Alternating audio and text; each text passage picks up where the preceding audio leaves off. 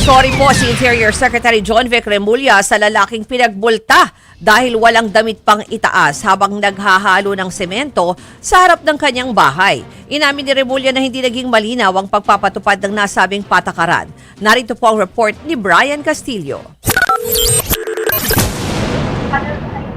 Biyernes ng umaga ng Masapul, sa CCTV, ang lalaking ito na walang damit pang itaas sa isang eskinita sa Barangay Addition Hills, Mandaluyong City.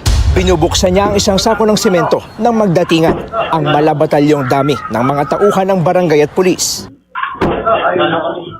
Pinalibutan nila ang lalaki na lumabag sa ordinansang bawal mag-topless. Ang ilang mga pulis may bit-bit pang rifle, natiketan at pinagmulta ang lalaki. Nakausap ng News 5 ang salitang lalaki na itatago natin sa pangalang Wilson. Kwento niya, magsisimula na sana siyang mag-tiles sa kanyang bahay nang dumating ang mga sumita sa kanya.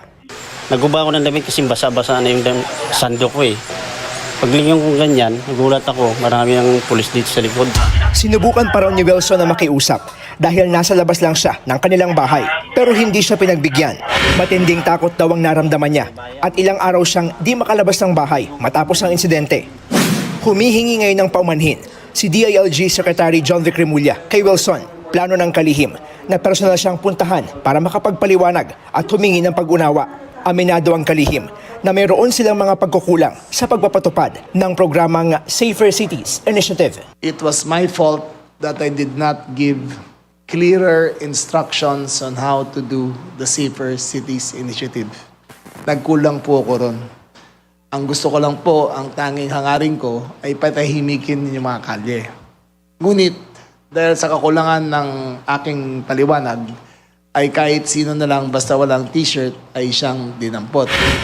Ayon naman kay Wilson, wala naman siyang sama ng loob kay Remulla pero hindi lang daw niya matanggap kung paano siya trinato ng mga otoridad. Tatrabaho ng maayos eh. Tapos makikita kang paligiran ka ng mga pulis, SWAT, nandyan sa likuran mo. Daig mo pang kriminal eh. Nagsagawa ng command conference ng PNP kasama si Remulla.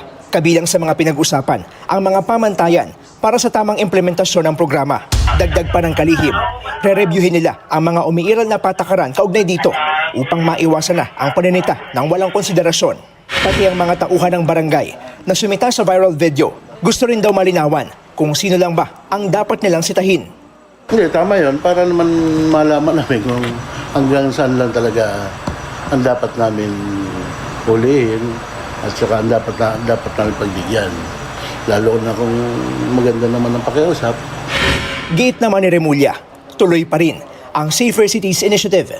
Hindi rin naman daw kalabisan ang simpleng paglabas ng bahay ng may maayos at disenteng kasuotan. Ang sando naman ngayon ay wala pang 50 pesos. Magsando man lang. Diba? Nagbabalita mula sa frontline, Brian Castillo, News 5. Mga kapatid, ako po si Ruth Cabal. Dito tayo sa totoo, dito tayo sa True FM. Mag-follow at mag-subscribe din po kayo sa aming social media accounts at True Network PH. Diyan po yan sa aming X na dating Twitter, sa FB, sa Instagram, sa YouTube, sa TikTok at sa mga podcast. At syempre, tutok din po kayo sa Signal True TV Channel 19.